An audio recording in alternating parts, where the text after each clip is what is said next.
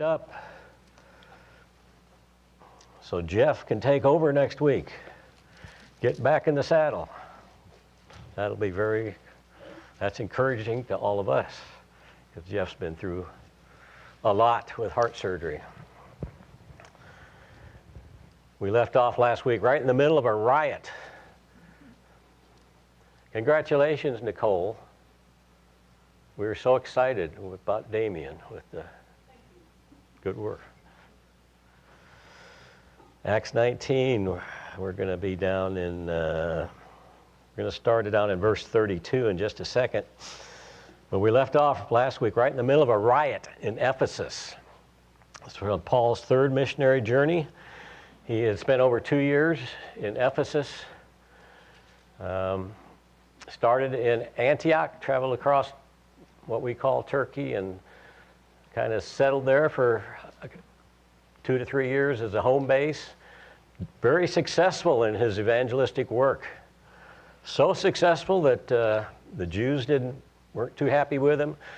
And the silversmiths, Demetrius, was not happy at all, so he got the other silversmiths stirred up, and a crowd gathered, and they got stirred up, and they were concerned that their business was going downhill, and they got the crowd gathered in the great theater of Ephesus and began shouting, "Great is Artemis of the Ephesians." And the temple of Artemis, which was at that point in history, looked something like this. This is an artist's rendition, but a wonderful, beautiful, huge building, one of the 7 wonders of the ancient world. And they worshiped the Artemis, the fertility goddess, the Roman. Thanks for reminding me, Don, to mention that. The Roman name is Diana for that particular goddess, the Greek name Artemis. And they didn't want the great name of Artemis to be tarnished by someone named Jesus Christ.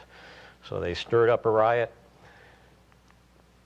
And beginning in verse 32 is the resolution of this riot that's taking place, this great assembly. Hi, Barbara. Let's read verse 32 down through the end of the chapter. The assembly was in confusion. I'm reading from the NIV. Some were shouting one thing, some another. Most of the people did not even know why they were there. The Jews in the crowd pushed Alexander to the front, and they shouted instructions to him. He motioned for silence in order to make a defense before the people. But when they realized he was a Jew, they all shouted in unison for about 2 hours, "Great is Artemis of the Ephesians." The city clerk quieted the crowd and said, "Fellow Ephesians, doesn't all the world know that the city of Ephesus is the guardian of the temple of the great Artemis and of her image, which fell from heaven? Therefore, since these facts are undeniable, you ought to calm down and not do anything rash. You have brought these men here, though they have neither robbed temples nor blasphemed our goddess. If then Demetrius and his fellow craftsmen have a grievance against anybody, the courts are open and there are proconsuls. They can press charges. If there is anything further you want to bring up, it must be settled in a legal assembly. As it is, we are in danger of being charged with rioting because of what happened today. In that case, we would not be able to account for this commotion, since there is no reason for it." After he had said this, he dismissed the assembly. When a riot's going on, things get crazy. People do things, because other people are doing things, they start doing them too. And it's still very common around the world. We see that. And here in Ephesus, the Jews, I think Alexander probably got up there, the Jews, because at that point Christianity was kind of thought as a sub-religion of a sect of the Jewish religion. So in order for their name not to be tarnished or associated with this crazy man named Paul, who was preaching about this supposed resurrected Jesus Christ, I think they tried to kind of distance themselves, but that didn't work. When they found out they were Jews, that the crowd even got worse. This might be the same Alexander that is talked about in Timothy. Let's go to 2 Timothy chapter 4 for a minute. At one point, Paul left Timothy in Ephesus, and we're going to talk more about that history in a little bit, but 2 Timothy chapter 4 and verse 14.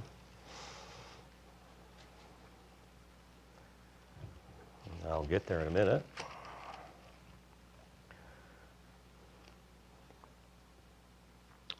Where Paul wrote, Alexander the metal worker did me a great deal of harm. The Lord will repay him for what he has done. You too should be on your guard against him because he strongly opposed our message. We don't know for sure if that's the same Alexander. But earlier in the chapter, in the letter to 2 Timothy and in 1 Timothy, Paul warned a lot about the Jewish teachers that were misleading the people. Actually, go back to 1 Timothy for a second. 1 Timothy chapter 1. Let me go to verse 18, where Paul was writing to Timothy. Well, let me go back way back to verse 3. 1 Timothy chapter 1 and verse 3. As I urged you when I went into Macedonia, stay there in Ephesus so that you may command certain people not to teach false doctrines any longer or devote themselves to myths and endless genealogies. That's probably referring to the Jewish teachers, these endless genealogies that they have. Then skip down to verse 18, 1 Timothy chapter 1, verse 18. Timothy, my son, I'm giving you this command in keeping with the prophecies much made about you so that by recalling them you may fight the battle well, holding on to faith and a good conscience, which some have rejected and so have suffered shipwreck with regard to the faith. Among them are Hymenaeus and Alexander, whom I have handed over to Satan to be taught not to blaspheme. So Timothy was in Ephesus. Paul was writing back to him and referred to an Alexander who had shipwrecked his faith, who opposed Jesus Christ. Possibly the same Alexander that's being talked about in Acts 19, who the Jews pushed Alexander in verse 33 of Acts 19. The Jews pushed Alexander to the front. He tried to make a defense, but that did not help. So the city clerk, my version says the city clerk in verse 35 of Acts chapter 19, the city clerk was able to quiet the crowd and began to explain why they should not be doing this. What were some of the reasons that he gave that they should not be, this riot should not be taking place? Not rob the temple.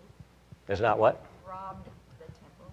Yeah, they did not rob. They didn't do anything wrong. Nothing's been done physically to harm the temple or to harm this statue, which we'll talk about some more in a minute. Rome was an empire of laws, and rioting could cause civil discord. You can't just go. It's just like today. If you have a riot, you're liable to get arrested. Yes. In our society, well, it was the same in the Roman society, actually. And some of the people with cooler heads realized we're going to get locked up and charged, or if we don't have no reason to do this. Yes, there were proper legal channels. If you got a complaint, there are legal channels you should follow, and they weren't following them. They were unjustified in what they were trying to do and doing it in the wrong way. Funny how it seems like the world hasn't changed much, has it? With anything else there? Yeah, this was he was saying this is a needless riot. It's not necessary. You can't justify it, and there's something, there's a better way to do it. So let's just go home. And I guess after 2 or 3 hours of shouting, people were probably ready to go home. They'd got done their fun, they'd had their, and they went home. After this, he dismissed the assembly. And this kind of brings to an end Paul's time in Ephesus. What verse is that? Talks about the image from heaven. Yeah, verse 35. Towards the end of the verse, it's talking about the city. Fellow Ephesians, doesn't all the world know that the city of Ephesus is the guardian of the temple of the great Artemis and of her image, which fell from heaven? So that's presented as a fact, that this image fell from heaven. That's a replica, we think, of what that image may have looked like. When it hit the ground, how did it not break all to pieces? Yeah, that's a good question. It's common.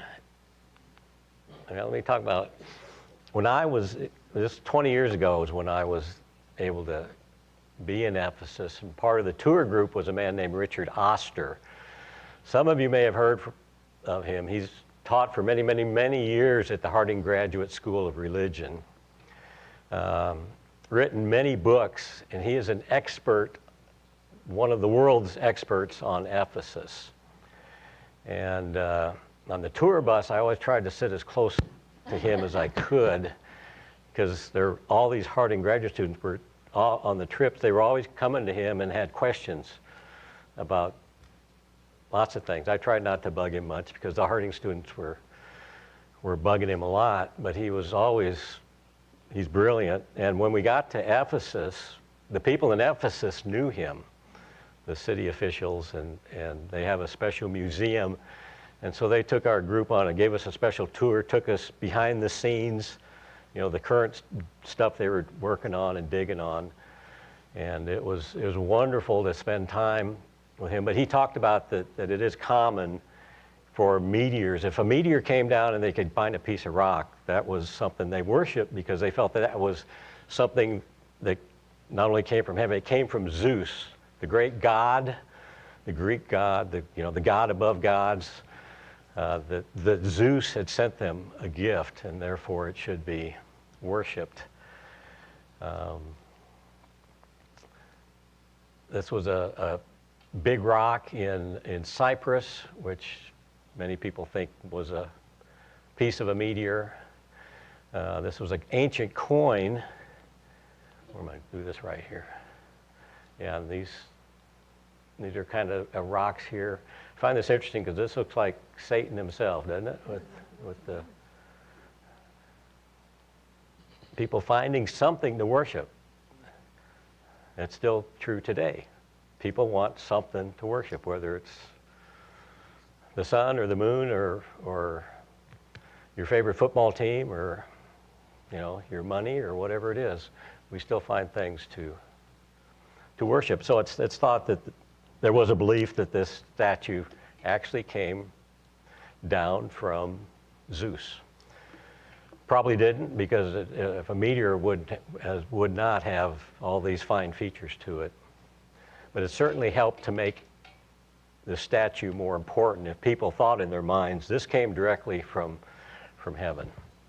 Thoughts, comments at this point? Okay, well, let's go on to chapter 20.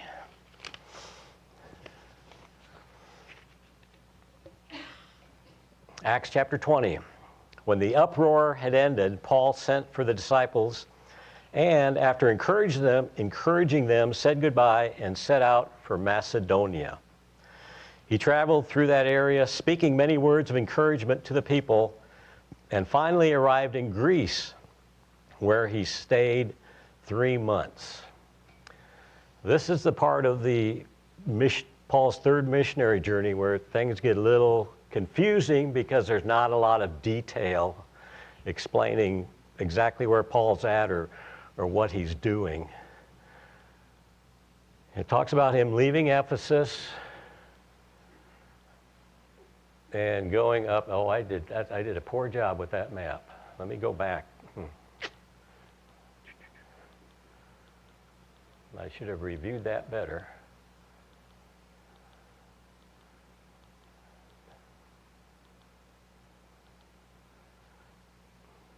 That was not much better.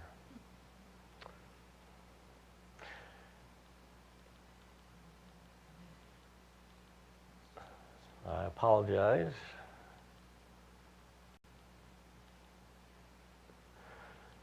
Paul left Ephesus and headed north. If you could follow my tracker, he crossed over. You kind of see it, it's just off the screen up there. Yeah, it's up there. I thought I had that slide centered better. But there's 3 churches up here that Paul established. Everybody remember who those 3 churches are? Really do that. It's magic. Oh, okay. It's magic. Thank you. Philippi, that's what- Well, now you can see better. Who were those 3 churches? What were the 3 cities that? Philippi, yep. First, Thessalonica and Berea. Yeah, and the Bereans were more noble than those in Thessalonica because they read God's word how often? Daily, yes. Which is, how y'all doing with your daily Bible study? Pretty good? Yeah? Good. This is the group that should be doing the best. But so it says Paul traveled through Macedonia, encouraging the people. And then it says he ended up in Greece. I should have put a red circle around that. It says Greece there, but this part of what we consider Greece, they called Macedonia, the Roman district of Macedonia. Again, the modern Macedonia is way up here, the southern part of Yugoslavia. But this was considered Macedonia. Paul traveled through here, but ended up in Greece where he stayed for about 3 months. Doesn't say particularly what city, but it's almost certainly Corinth, where there was an established church, because Paul wanted to get to Corinth and stayed there for 3 months before heading. This was kind of the end of the first leg of his journey. Then he starts back heading towards Jerusalem. I showed this chart last time, but again, on his 3rd missionary journey, when Paul was in Ephesus is when he wrote his first letter to the Corinthians. And we're going to look at that in just a minute. But he wrote some very specific things to the church in Corinth. When he was up in Macedonia, just after he left, Paul was very busy on this part of his missionary journey, but even though it doesn't tell us the details about it. But when he was in Macedonia is when he wrote his 2nd letter to the Corinthians.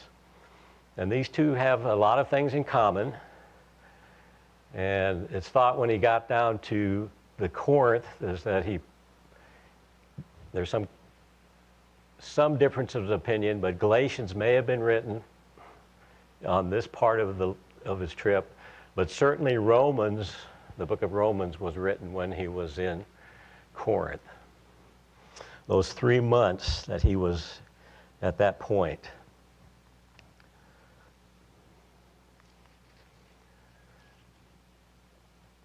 So let's dig into Corinthians just for a little bit to get a little more background information on what Paul was doing on this part of this 3rd missionary journey. And this is a very familiar scripture. 1 Corinthians 16 tells you one of the main reasons that he made this particular trip. Again, 1 Corinthians was written when he was in Ephesus. Before he left Ephesus, where he spent 2 to 3 years, he wrote 1 Corinthians. So 1 Corinthians chapter 16, now about the collection for the Lord's people, do what I told the Galatian churches to do on the first day of every week. Each one of you should set aside a sum of money in keeping with your income, saving it up, so that when I come, no collections will have to be made. Then when I arrive, I will give letters of introduction to the men you approve and send them with your gift to Jerusalem. If it seems advisable for me to go also, they will accompany me. So Paul tells the Corinthians, when he's in Ephesus, I'm going to come and visit you. I'm going to come to Corinth. That's why when Luke writes in Acts that Paul stayed in Greece for 3 months, we're almost certain he was in Corinth. But Paul told him ahead of time, I'm coming. I want you to do this as far as how to do a collection. It should be done on the first day of the week. Set aside a sum of money. Save it up so when I come that we can take it, or men will come with me and we can take it to the saints in Jerusalem. Verse 5, same chapter, 1 Corinthians 16 and verse 5. After I go through Macedonia, I will come to you, for I will be going through Macedonia. Perhaps I will stay with you for a while or even spend the winter, so that you can help me on my journey wherever I go. For I do not want to see you now and make only a passing visit. I hope to spend some time with you if the Lord permits.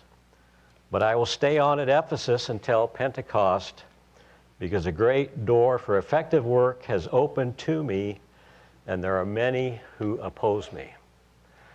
So Paul said while he was in Ephesus, he wrote this and he said, a great door of opportunity, which we see many people were converted to Christ.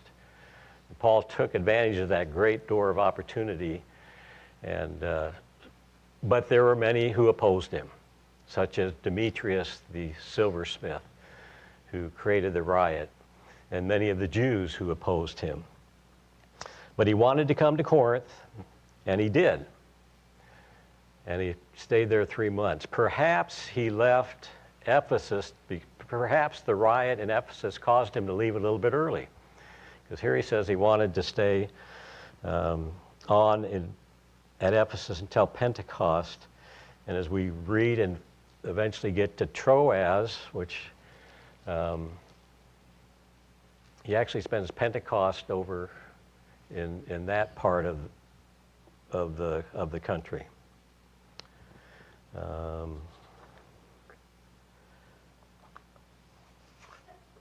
So Paul's concerned about a contribution. He's trying to prepare the Corinthian church for the contribution.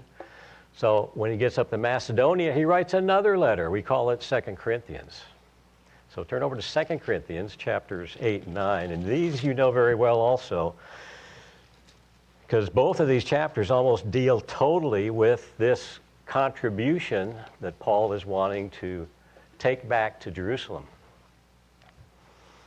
2 Corinthians, boy, we could read the whole thing here. Let's just start in chapter 8, verse 1. 2 Corinthians chapter 8. Again, Paul has not gotten to Corinth yet. He's still up in northern Greece and Macedonia. He's writing to them. And now, brothers and sisters, we want you to know about the grace that God has given the Macedonian churches. And those are Philippi, Thessalonica, Berea, right? In the midst of a very severe trial, their overwhelming joy and their extreme poverty welled up in rich generosity. For I testify that they gave as much as they were able, and even beyond their ability. Entirely on their own, they urgently pleaded with us for the privilege of sharing in this service to the Lord's people. And they exceeded our expectations. They gave themselves first of all to the Lord, and then by the will of God also to us. So we urge Titus, just as we had earlier made a beginning, to bring also to completion this act of grace on your part. For since you excel in everything, in faith and speech and knowledge, in complete earnestness, and in the love we have kindled in you, see that you excel also in this grace of giving. So Paul, again, is preparing them that he's coming. He wants this contribution. He wants them to know about the generosity of the Macedonian churches, that this was really important. And in a sense, I've always looked at this passage a couple ways. He's sincere, very sincere about what he's doing, but he's also a bit of a salesman. You know, he knows how to by saying these brothers and sisters up in northern Greece and these churches up there and those cities were not as big or as rich or as powerful as Corinth. Corinth was a big, rich city at that point. And he's saying these other churches, they sacrificed. They gave beyond their means so that this contribution could be done. And I think that was his way of saying, if they can do it, you can do it. And you can probably do it even better than, at least as well as they did.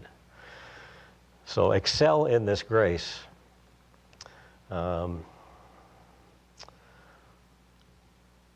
Skip down to verse 16, same chapter.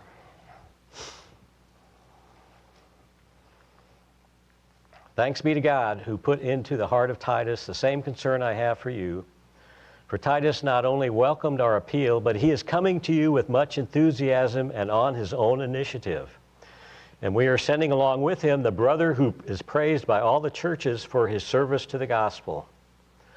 What is more, he was chosen by the churches to accompany us as we carry the offering, which we administer in order to honor the Lord himself and to show our eagerness to help. We want to avoid any criticism of the way we administer this liberal gift, for we are taking pains to do what is right, not only in the eyes of the Lord, but also in the eyes of man. So again, Paul is sending Titus ahead of time to prepare the Corinthians for his coming, for the contribution which is being collected on the first day of the week. An example of what we do every day, every Sunday on the first day of the week, why we do the contribution. And in this case, it was going to be taken back to the churches in Jerusalem, which was still, at this point, kind of considered the mother location where the church began. The apostles in Jerusalem, the elders in Jerusalem were still highly respected, as we'll see later on in the book of Acts when Paul finally gets to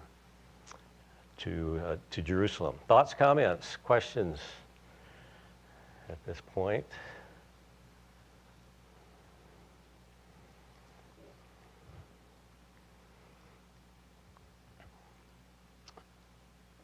When Paul's in Corinth, he writes the letter to the Romans. So I'm going to skip over to Romans for a minute, Romans chapter 15.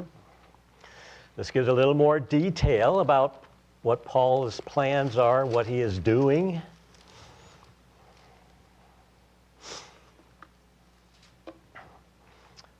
Romans 15, beginning in verse 23. Romans 15, beginning in verse 23.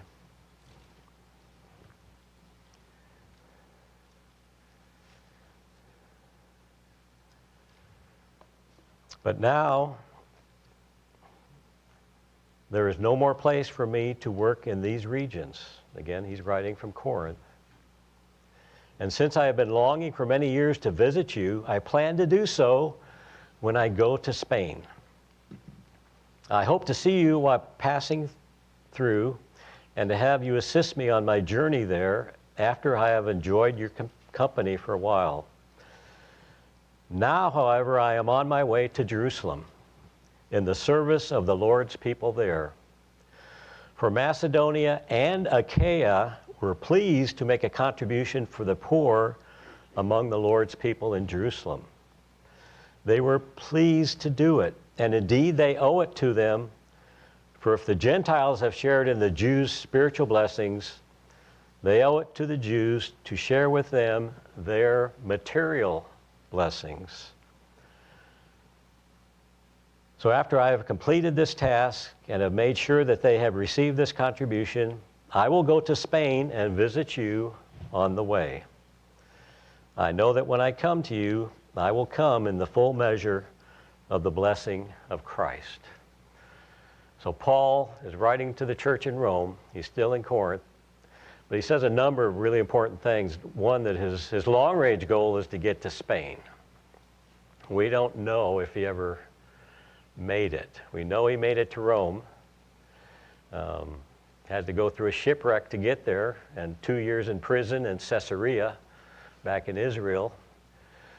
and then a shipwreck, and finally gets to Rome, and that's where Acts, the book of Acts ends, is when Paul gets to Rome. So we don't really, we know he got out of prison and did some more mission work, ended up back in Rome and died in Rome, but we don't know for sure if he ever got to Spain. But that was his long-term goal, and he's really looking forward to going to Rome to meet the Christians there.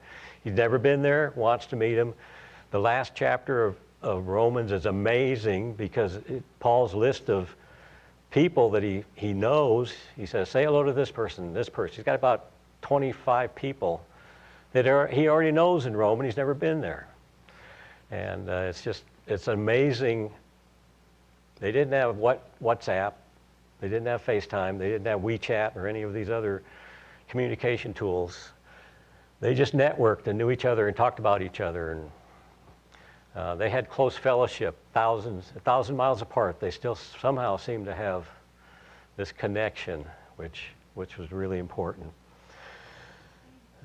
Andy, Yes. question, I kind of lost track. You said the letter to the Corinthians was written while he was in Ephesus? Is it while he was in Ephesus, if that's chapter 19, that period of time? The first letter to Corinthians was written when he was in Ephesus. After he left Ephesus and went up to Macedonia, he wrote the second letter. Yeah. And both of those he talks about the contribution, and here he talks about the contributions. And he talks about the Macedonian churches and the churches in Achaia. Achaia is that southern part. That's where Corinth. So Paul's saying, not only I want to come visit you and go to Spain, he's saying the churches in Macedonia and in Corinth have made a generous contribution to the Lord, and he's going to take that back to Jerusalem in service of the saints, and that's something that should be done because they shared spiritual blessings with you. You should share material blessings with them.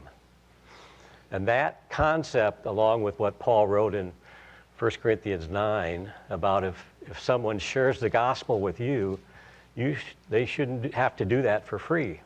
You should be willing to support them.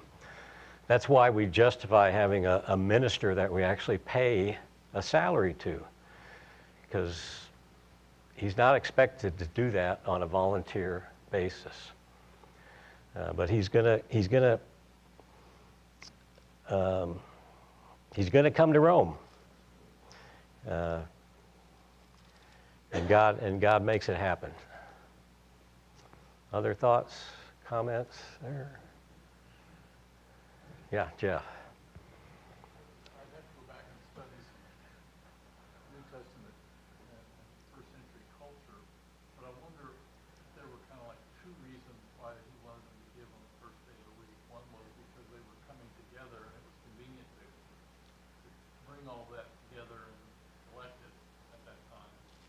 So were they all paid at the end of the week, and would they know how they had prospered that week? That's a good question. Why was the first day of the week? We knew they assembled together, but was there some other cultural reason why that was a good time to, if in Israel, I remember some of the old laws, commands was said you pay your workers at the end of the day. Yeah. And there's several references to a week's wages. A week's wage, yeah, it is, yeah. There's several references to a week's wages, so that may have been part of it, that they met together to break bread, as we'll see later on in Acts 20. But it was also certainly a time, because they were gathered together, this was a time to give as they had been prospered, which we still do today. Good question. They lived a lot more paycheck to paycheck, if you will, than we do. Yes, paycheck to paycheck. And a lot of times they shopped for their meals, like on the day that they were going to eat the meal, because we didn't have refrigeration or like that where you could keep stuff. So everything was a lot more day to day Yes. in that culture, including how you got paid, how you spent your money. Yes, day to day. Banks, there's no. Yeah, we say people live month to month now, from one paycheck to another, but day to day was more, and week to week, yeah. So we are very blessed that we can, for them, if they could say, I live month to month, that would be a rich person. We think of someone who lives month to month now that they're struggling. If their money runs out before the end of the month, that they're struggling. And that's why Jesus spoke a lot about trusting God for your daily provision. Give us our daily bread. If God is going to clothe the flowers of the field and take care of the birds of the air, he's certainly going to take care of you. So don't worry about your physical blessings, because God is in control and he is with us daily and blesses us. I want to finish up this short section in Acts real quick, so Jeff can take over in Troas and maybe start with a nice video, perhaps. I don't know. Acts 20, beginning in the last part of verse 3. Because some Jews had plotted against him, just as he was about to sail for Syria, he decided to go back through Macedonia. He was accompanied by Sopater, son of Pyrrhus from Berea, Aristarchus and Secundus from Thessalonica, Gaius and Derbe, Timothy also, and Tychicus and Trophimus from the province of Asia. These men went on ahead and waited for us at Troas, but we sailed from Philippi after the feast of unleavened bread, and 5 days later joined the others at Troas, where we stayed 7 days. So Paul had a change of plans. It says that he was planning to sail to Syria, but because of a plot against him, he decided to go back through Macedonia. So he went back through by land. That's why these are two lines together. He came back to Corinth, but he went back, instead of sailing back to Syria, he went by land. He's going to end up at Troas, but he obviously stops again, visits the churches, stops in Philippi, and then sails over to Troas, but is accompanied by a group of men. And some of these were probably asked to go by their churches because of the contribution that had been given to accompany Paul as he takes this contribution back to Jerusalem to, kind of be the representative for the church. But to make sure things are done properly and to help Paul. And again, it's amazing that these different churches, we have a mentoring program here at the church. If you're not familiar with that and like information, I'd be happy to share that with you. But Paul is a great mentor. He took these young people along with him, and he's a good example to us. He says, we sailed from Philippi. And again, who wrote the book of who wrote the book of Acts? Luke did, yeah.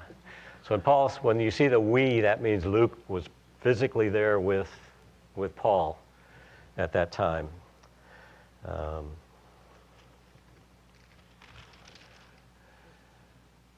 So they traveled back to, ended up at Philippi. Let me close with this. I once heard somebody say, everyone needs a Paul in their life, they need a Barnabas in their life, and they need a Timothy in their life. Someone to teach them, someone to encourage them, and someone that they should be mentoring. And I think that's great advice. Paul's a great example for us.